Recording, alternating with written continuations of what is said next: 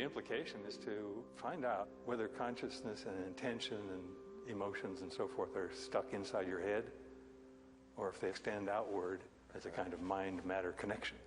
How does that work? This is one of two kinds of random number generators.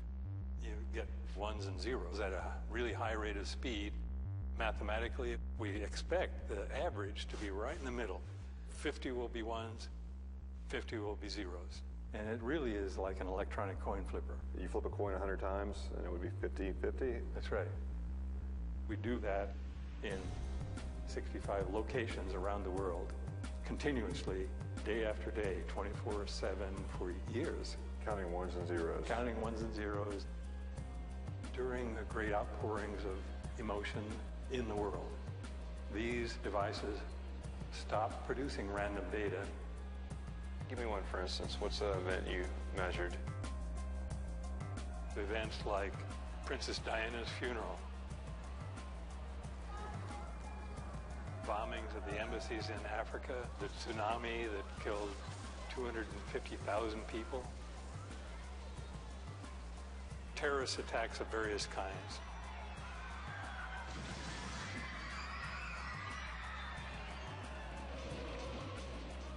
We look also at pleasant events like New Year's or religious celebrations.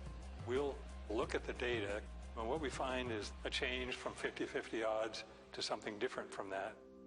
As soon as a big event happens that everyone sees or pays attention to, you'd find a deviation in those numbers. Yeah. It's possible their interpenetrating consciousness is no longer random, but it's creating a kind of pattern, you might say a resonant wave, and that resonant wave carries information. And these devices are responding to this special state of consciousness.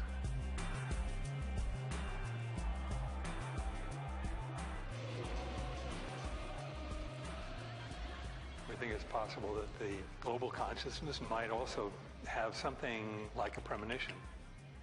For example, on 9/11, one of our measures started changing several hours before the first plane hit. So the random number generators are generating their normal random walk. And then at about 4:30 in the morning, Eastern time, this random walk starts going up like this. This is the time when the events were taking place in our normal consciousness. Right. But the global consciousness was already responding 4 hours early. This is what should have happened. It should have remained the same. Yeah, it should have just continued like this. The odds against this happening are like, 100,000 to 1. Your random number generators are reacting to us. Mm-hmm.